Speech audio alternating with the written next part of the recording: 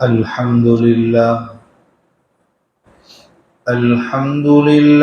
الذي كفى وسلام على عباده الذين اصطفى. أما بعد فقد قال الله تبارك وتعالى في القرآن المجيد والفرقان الحميد. أعوذ بالله من الشيطان الرجيم. بسم الله الرحمن الرحيم. وكذلك بعثناهم ليتساءلوا بينهم.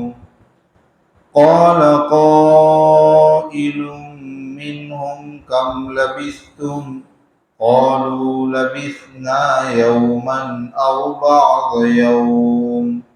قالوا ربكم أعلم بما لبثتم فابعثوا أحدكم بورقكم هذه إلى المدينة فلينظر أيها أزكى طعاما فليأتكم برزق منه وليتلطف ولا يشعرن بكم أحدا إلى آخر الآية. صدق اللہ العظیم. بزرگان محترم، میرے نوجوان ساتھیوں، گزشتہ آپ حضرات کے سامنے بتایا گیا تھا کہ اصحاب کہف غار کے اندر ان کے سونے کی حالت اور غار کی اور غار والوں کی 3 حالتیں بیان کی گئی تھی جو کہ قدرت کا کرشمہ تھی اور عجیب و غریب حالتیں تھیں. اب اللہ تبارک و تعالیٰ ایک لمبے زمانے کے بعد جب ان کو اٹھا رہے ہیں تو وہ حالت بھی بڑی عجیب ہے، قدرت کا کرشمہ ہے. اللہ تبارک و تعالیٰ فرماتے ہیں وَكَذَلِكَ بَعَثْنَاهُمْ، اسی طرح یعنی جس طرح ہم نے ان کو حیرت انگیز طریقے پر سلایا تھا اسی طرح ہم نے ان کو اٹھایا. کیسا حیرت انگیز طریقے پر اللہ نے اٹھایا کہ لمبے زمانے تک سوئے، 300 کے قریب سال یا 300 سال سوئے ہیں، اور اس کے باوجود بھی جب اٹھے تو بالکل صحیح سالم، اور 300 سال کے اندر زندگی کے اسباب، جینے کے اسباب اور کوئی دانہ پانی نہیں، بغیر کسی اسباب کے اللہ نے ان کو اتنی لمبی نیند سلانے کے بعد تندرست، توانا، صحیح سالم اللہ نے اٹھایا. تو واقعی اللہ کی طرف سے کرشمہ ہے، اللہ کا انعام ہے، اور عجیب و غریب اٹھانا ہوا. اٹھانے کی علت آگے بیان نہیں کی، لیتساءلوا بینہم، یہ اٹھانے کی علت نہیں ہے. اس طرح اٹھانے میں کیا حکمت تھی، کیا سبب اور کیا وجہ تھی، وہ تو آگے آئے گا. یہاں پہ جو بیان کیا کہ تاکہ وہ آپس میں پوچھ پاچھ کریں. یہ ایک حالت ہوتی ہے جو ایک لمبے زمانے کے بعد انسان کسی سے ملتا ہے تو پوچھ پاچھ کرتا ہے نا، خیر خیریت کے احوال معلوم کرتا ہے کہ کیسا ہے آپ کی زندگی میں، کیا احوال ہے آپ کے. تو یہ ایک حالت تھی جو بیان کی گئی ہے کہ تاکہ وہ آپس میں پوچھے، اس لیے اٹھایا. حقیقت میں علت نہیں ہے. کیا پوچھ پاچھ ہوئی، کیا گفت و شنید ہوئی، کیا ان کی آپس میں باتیں ہوئی، قرآن اس کا نقشہ کھینچتا ہے.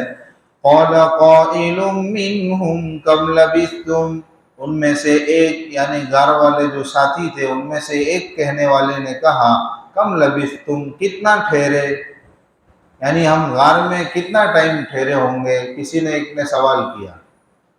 تو باقی جو ساتھی تھے انہوں نے جواب دیا لبثنا یوما او بعض یوم، ابھی تو سوئے تھے، آج کے دن میں تو غار میں داخل ہوئے تھے، ایک دن سوئے ہوں گے، بلکہ ایک بھی دن نہیں، پورا ایک دن بھی نہیں ہوا، اتنا سوئے ہے. یعنی اللہ نے ان کے اوپر کیا ایسا فضل کیا کہ ان کو اتنا لمبا عرصہ 300 سال سوئے ہیں اور ان کو احساس نہیں ہے اس بات کا. وہ تو یوں سمجھ رہے کہ ابھی پلک جھپکنے کے برابر آنکھ بند ہوئی، ایک آدھ دن سوئے ہیں اور اٹھا دیے گئے. لبثنا یومن، ایک دن ٹھہرے یا پھر ایک دن بھی پورا نہیں. پھر کچھ دیر کے بعد ان کو دھیرے دھیرے احساس ہونے لگا. پوری طرح ابھی شرح صدر نہیں ہوا، بلکہ احساس ہوا تھوڑی دیر کے بعد کہ بھئی یہ دن، جس دن ہم بیدار ہوئے ہیں، یہ وہ دن تو نہیں ہے جس دن ہم غار میں داخل ہوئے. یہ کچھ الگ دن ہے، وہی دن نہیں ہے جس دن ہم غار میں داخل ہوئے تھے. تو پھر انہوں نے آپس میں جب ان کو احساس ہوا تو انہوں نے کیا کہا، چھوڑو نا یار، اس بحث میں کیوں پڑنا وقت کی تعین میں، کتنا ٹھہرے کتنا سوئے، اللہ پہ چھوڑو، اللہ کے حوالہ کرو وقت کی تعین کو. ابھی بھوک لگی ہے، کھانے کا کچھ کرو. قولوا ربکم اعلم بما لبثتم، انہوں نے آپس میں کہا تمہارا پروردگار تمہارے ٹھہرنے کی مدت کو زیادہ جاننے والے ہیں. ابھی تو بھوک لگی ہے، کھانے کا کچھ انتظام کیا جائے. اس کے لیے انہوں نے کیا شکل بنائی، آپس میں وہ ڈسکس کر رہے، مشورہ کر رہے کہ اپنے میں سے کسی ایک کو بھیجتے ہیں، شہر کی طرف روانہ کرو. جمع پونجی لے کر گئے تھے. فَبْعَثُوا أَحَدَكُمْ بِوَرِقِكُمْ هَٰذِهِ إِلَى الْمَدِينَةِ، تم اپنے میں سے کسی کو یہ پونجی، یہ سکہ لے کر شہر کی طرف روانہ کرو. اس سے ایک بات سمجھ میں آئی کہ جب ہمیں کسی جگہ پہ جانا ہے یا کسی جگہ پہ نکلنا ہے، مان لو کہ اللہ کے راستے میں نکلنا ہے، تو پھر ہم اس کے لیے کچھ مال کا انتظام کرتے ہیں، کچھ پیسے جمع کرتے ہیں. تو یہ زہد اور توکل کے خلاف نہیں ہے. بے اللہ پر بھروسہ نہیں، اللہ نہ رستہ میں نکلی جو یہ تو جو ہی جا سے اللہ مالک ہے، نہیں. دیکھو انہوں نے جب اپنے شہر کو چھوڑ کے وہ جا رہے تھے تو ان کو یہ خدشہ تھا، اور انہوں نے توکل کے خلاف نہیں بلکہ کچھ جمع پونجی بھی ساتھ میں لے کر گئے کہ آگے چل کر کوئی ایسی مصیبت پیش آ جائے، کوئی ایسا تقاضا پیش آ جائے تو ہماری ضرورت اس سے پوری ہو. بھروسہ تو پورا اللہ پر ہے، لیکن سبب کے درجے میں جمع پونجی بھی ساتھ میں لے کر گئے. تو اگر آگے کا سوچ کے کچھ ہم تھوڑا بہت جمع کر رہے ہیں تو اس کا یہ مطلب نہیں ہے کہ زہد اور توکل کے خلاف. خیر وہ ایک ساتھی کو باہر بھیجنے کا مشورہ کر رہے ہیں کھانا لانے کے لیے، تو دوسری بات ان کو یہ بتائی، اس لیے کہ ان کو پورا اس طرح اعتماد نہیں ہے اور پورے طور پر ان کو یہ شرح صدر نہیں ہے. وہ تو یہی ان کا تو خیال ہے کہ باہر جائیں گے تو وہ ظالم بادشاہ، وہ ہمارے موت کے چرچے ہمارے پیچھے پتہ نہیں کیا کیا انتظامات کیے ہوں گے. تو وہ تو یہی سوچ میں ہے، تو اس ٹائپ کی وہ ترتیب بنا رہے. انہوں نے کہا بھی کھانا لینے والے جو جائے گا، دوسرا اس کو دھیان یہ رکھنا ہے، دوسرا ادب اس کو بتا رہے فَلْيَنْظُرْ أَيُّهَا أَزْكَىٰ طَعَامًا، تحقیق کر کے کھانا لانا. آج ہم کھا رہے ہیں، پی رہے ہیں، کما رہے ہیں، کوئی تحقیق نہیں کرے. اللہ فرما رہے ہیں اصحاب کہف کے ساتھی آپس میں مشورہ کرے کھانا لاؤ نا تو اس میں بھی تحقیق کرنا کہ کون سا کھانا صاف ستھرا ہے، صاف ستھرا کھانا لے کر آنا. کون سا کھانا صاف ستھرا ہے؟ جو کھانا حلال ہو، جس کھانے کو اللہ نے حلال بنایا ہے تو وہ کھانا صاف ستھرا، حلال کھانا لے کر آنا. ایھا ازکا طعاما، کون سا کھانا صاف ستھرا ہے. حلال ہونے کی بنیاد یہی ہے، یا صاف ستھرا کھانا ہونے کی وجہ یہی ہے، بنیاد یہی کہ وہ حلال ہو. لہذا حرام کھانوں سے بچنا چاہیے، حلال کھانے اختیار کرنے چاہیے. پیٹ میں جو چیز جاتی ہے، جو لقمے جاتے ہیں وہ اپنا اثر دکھاتے ہیں. حرام لقمے جائیں گے، حرام باتوں کی محبت اور ایسے احساسات اور جذبات برانگیختہ ہوں گے. اپنی اولاد کے پیٹوں میں حرام لقمے جائیں گے، ان سے سدھرنے کی امید رکھے کہ بڑھاپے میں وہ ہمارا آسرا اور سہارا بنیں گے. یہ امید خام خیالی ہے۔ لہذا جس شہر میں، جس ہوٹل میں، یا پھر جس بھی جگہ پہ ہمیں یہ تحقیق ہو کہ یہاں اکثر حرام کھانے پکتے ہیں، تو ایسے ہوٹلوں سے، ایسے شہر میں یا ایسی جگہوں پر جانے سے، کھانے سے احتراز کرنا ضروری ہے۔ بعض اقوام تو ایسی بھی ہے کہ جن کے یہاں پاکی ناپاکی کا کوئی تصور نہیں ہے، وہ تو پیشاب کو بھی تبرک سمجھتی ہے، ایسے لوگوں کے یہاں ہم کھانا کھانے چلے جائیں، چاہے مسلمان ہو یا پھر غیر ہو، اگر اس کے یہاں نظافت کا صحیح اہتمام نہیں ہے، پاکی ناپاکی کا صحیح اہتمام نہیں ہے، وہاں بھی کھانا کھانے سے بچنا چاہیے۔ ہم بازاروں میں سموسے کھا لیتے ہیں، کباب کھا لیتے ہیں، نہ جانے کون کون سی اشیاء ہمارے پیٹوں میں جا رہی ہوتی، ہم جانتے ہیں۔ پکوڑی کھانے کا بہت رواج ہے، عورتیں بہت مستورات بہت شوق سے کھاتی ہے، ہم جانتے ہیں کہ نہ وہ پانی لیتے ہیں، نہ پاکی اور ناپاکی کا ان کے یہاں خیال ہے، بڑے شوق کے ساتھ کھائی جاتی۔ اللہ معاف فرمائے، یہ قرآن کی آیت ہمیں سمجھا رہی ہے، پاکیزہ کھانے کھاؤ، تحقیق کر کے کھاؤ۔ فَلْيَأْتِكُمْ بِرِزْقٍ مِّنْهُ وَلْيَتَلَطَّفْ، وہ جائے تو جا کر کیا کرے کہ وہ تمہارے لیے کچھ اس میں سے کھانا لے کر آوے، کچھ کھانا لے کر آوے، سب مل کے کھائیں گے۔ اس سے ایک بات سمجھنے کو ملی، چند لوگ مل کے اپنا سرمایہ جمع کرے اور کوئی چیز کھانا لے کر آئے اور سب مل کے کھائے تو ایسا کرنا جائز ہے، سب کا کچھ کچھ سرمایہ لگے، چاہے پھر کوئی زیادہ کھائے کوئی کم کھائے، کسی نے 40 لگائے کسی نے 20 لگائے، وہ 40 کا کھایا 20 لگانے والا، تو ایسا نہیں کہا جائے گا کہ 20 کا تو نے حرام کا کھایا۔ بھئی اپنے سرمایہ لگایا، اب کوئی چیز ہم اجتماعی طور پر لاتے ہیں، کوئی کم کھائے کوئی زیادہ کھائے، تو اس طرح کر سکتے ہیں۔ دیکھو انہوں نے بھی اپنا سرمایہ جمع کیا تھا اور سب کے لیے کھانا لے کر آوے، ایسی بات بتا رہے۔ وَلْيَتَلَطَّفْ، چوتھی بات بیان فرمائی کہ بھئی خوش تدبیری سے کام لینا، معاملہ کرو دکاندار سے اور باہر جس سے پیش آؤ تو خوش دلی کے ساتھ، خوش تدبیری کے ساتھ پیش آنا۔ ان کے ذہن میں یہی ہے کہ باہر اگر ہم نے ادھر ادھر کی اور ہانکنے لگے اور کچھ الگ طریقے سے پیش آئے تو پھر خطرہ ہے کہ پہچان جائیں گے لوگ ہمیں اور ہمارے لیے مصیبت کھڑی ہو جائے گی۔ کسی کو بھنک نہیں لگنی چاہیے، کسی کو پتہ نہیں لگنا چاہیے، اس طریقے سے خوش تدبیری کے ساتھ معاملہ کر کے آ جاؤ، کھانا لے گیا۔ وَلَا يُشْعِرَنَّ بِكُمْ أَحَدًا، ہرگز تمہارے بارے میں کسی کو بھنک نہ لگے، نہیں تمہاری باتوں سے اور تمہارے معاملہ کرنے سے، تمہاری کسی چیز سے ہمارا پتہ نہیں چلنا چاہیے، ہمارے بارے میں بھنک نہیں لگنی چاہیے، اور اگر لگ گئی تو پتہ نہیں بتانا، پکڑے گئے تو پتہ نہیں بتانا، احتیاطی تدابیر اختیار کر لو، کیونکہ اگر پتہ لگ جائے گا تو کیا ہوگا، آگے اللہ نے بیان فرمایا اِنَّهُمْ إِن يَظْهَرُوا عَلَيْكُمْ يَرْجُمُوكُمْ، اگر وہ تمہارے بارے میں مطلع ہو گئے تو کیا کریں گے، تمہیں سنسار کر دیں گے۔ تم نے ان کا مذہب چھوڑا تھا اور ایمان کے لیے تم نے ہجرت کی تھی، اپنا سارا کچھ چھوڑ کے آ گئے تھے، وہ تو تمہارے دشمن ہیں، پتہ چل گیا کہ اب یہ ہاتھ لگے ہیں تو تمہارے اور قلع کما کر دیں گے، تم کو سنسار کر دیں گے، یا پھر یہ کہ تم کو جبر و اکرا سے مجبور کر کے واپس سے اپنے دھرم کے اندر واپس لا دیں گے، او یعیدکم فی ملتہم۔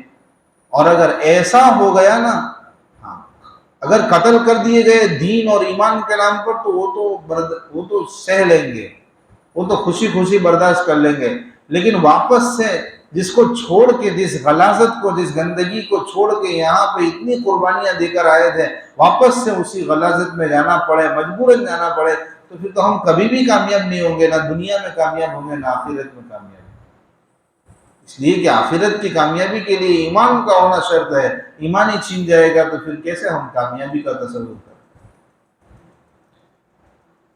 آگے اللہ تبارک و تعالیٰ نے فرمایا وَكَذَلِكَ أَعْثَرْنَا عَلَيْهِمْ لِيَعْلَمُوا أَنَّ وَعْدَ اللَّهِ حَقٌّ وَأَنَّ السَّاعَةَ لَا رَيْبَ فِيهَا۔ بس یہاں تک تفسیر کریں گے کہ اسی طرح ہم نے ان کے بارے میں لوگوں کو مطلع فرمایا تاکہ وہ جان لے، یہ حکمت ہے یہ حکمت ہے اٹھانے کی کہ اللہ کا وعدہ حق ہے اور قیامت میں کوئی شک نہیں ہے، قیامت کے واقع ہونے میں کوئی شک نہیں۔ جس طرح اللہ نے حیرت انگیز طریقے پر سلایا، جس طرح حیرت انگیز طریقے پر اٹھایا، اب حیرت انگیز طریقے پر شہر والوں کو غار والوں کے احوال سے واقف بھی کرا رہے ہیں۔ اور اس کے پیچھے حکمت اور راز یہ ہے کہ اللہ کے وعدے پر ان کو یقین ہو جاوے، قیامت کے وقوع کے بارے میں ان کو یقین ہو جائے، ان کی عقیدے کی درستگی ہو جاوے۔ اس لیے کہ اس وقت سب سے بنیادی ضرورت یہی تھی، لوگوں میں اختلاف ہو گیا تھا، دو فرقے پڑ گئے تھے، دو جماعتیں ہو گئی تھی۔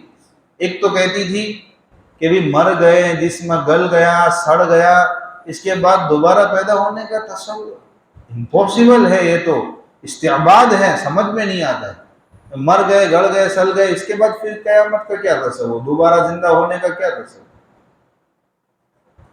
خیر، جس بادشاہ کے زمانے میں وہ شہر چھوڑ کے نکلے تھے وہ تو ظالم بادشاہ تھا، اور صدیاں بیت گئی، اس کا تو انتقال ہو گیا تھا، وہ تو مر گیا تھا، اور 300 سال کا عرصہ گزر گیا۔ اب جو بادشاہ ہے وہ تو نیک ہے اور اہل حق کی حکومت ہے، ان کو پتہ نہیں ہے۔ لیکن اس وقت اس زمانے میں یہی فتنہ زوروں پر تھا کہ دو گروہوں میں یہ اختلاف تھا۔ ایک شدت کے ساتھ انکار کرتی تھی قیامت کا، موت کے بعد دوبارہ زندہ ہونے کا۔ بادشاہ نیک خیال کا ہے، نیک مزاج کا ہے، اس کو چنتا ہے، اس کو فکر ہے کہ کیسے ان کا عقیدے کو درست کیا جائے، کیسے ان کو راہ راست پر لایا جائے، اس کو فکر ہوئی، اس کے دل میں کڑن ہے، اس نے ہر طرح کی تدبیر کی ہوگی، کہیں سے کچھ اس کو نہیں سوجھا، تو آخر میں اس نے یہ کیا کہ ٹاٹ کے کپڑے پہنے، اور ٹاٹ کے کپڑے پہننے کے بعد راکھ کے ڈھیر پہ جا کے بیٹھ گیا اور اللہ کے سامنے التجا کرنے لگا، اے اللہ ان لوگوں کی اصلاح فرما، ان کو راہ راست پر گامزن فرما، ان کے عقیدے کی درستگی فرما، میرے بس میں نہیں ہے، اللہ تو ہی مالک ہے، تو ہی کوئی اسباب پیدا فرما۔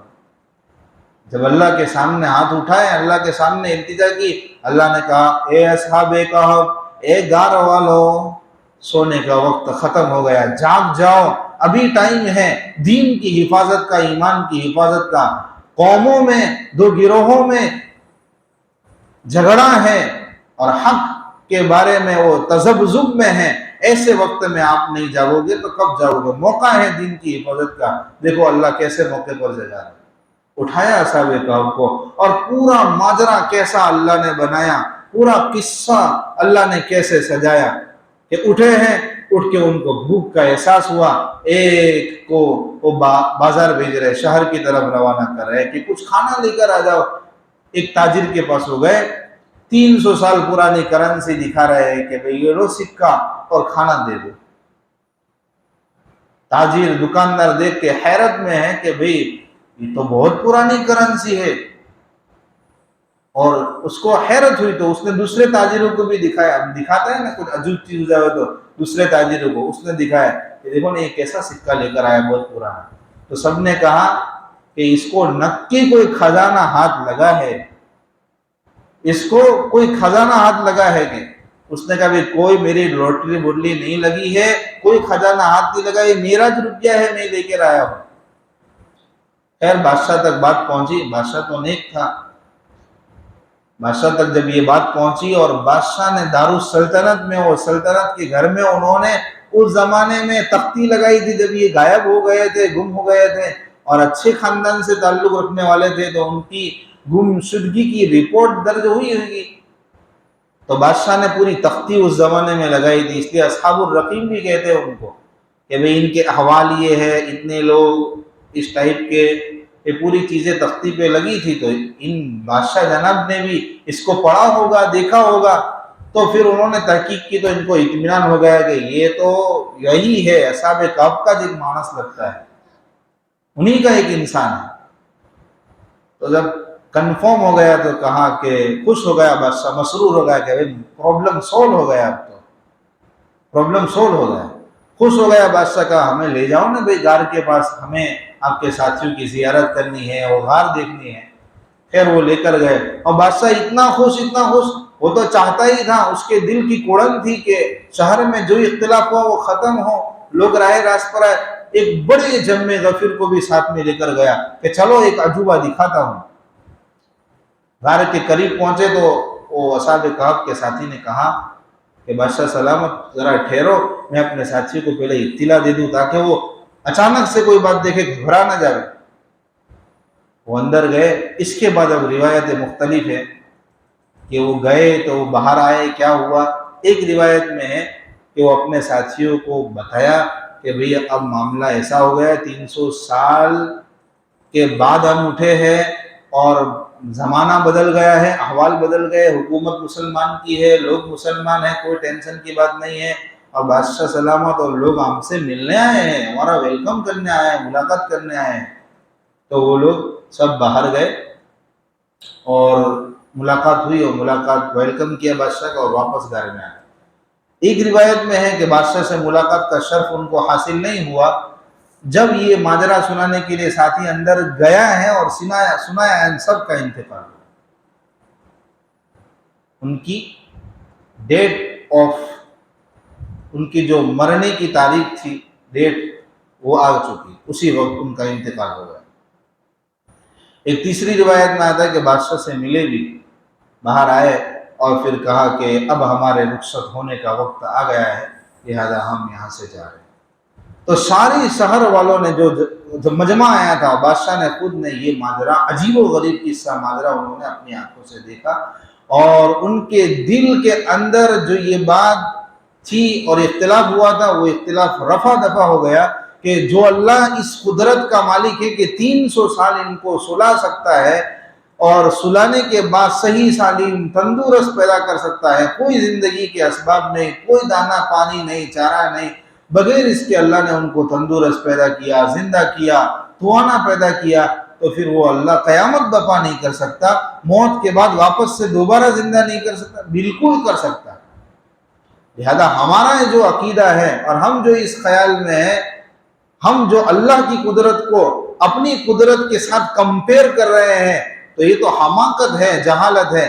ان کا یہ پرابلم سولو ہو گیا، عقیدہ درست ہو گیا، دین کی حفاظت ہو گئی، تو لوگوں کو مطلع کیا کیسے حیرت انگیز طریقے پر۔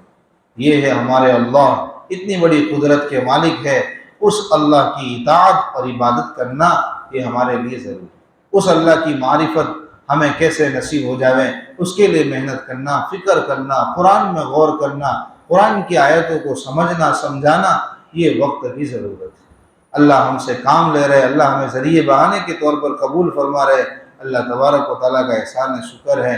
اس نعمت کے باقی رہنے کی دعا کرنی چاہیے۔ اللہ تعالیٰ ہم سب کا خاتمہ ایمان پر نصیب فرماوے، آمین۔ آگے انشاءاللہ آئندہ، وآخر دعوانا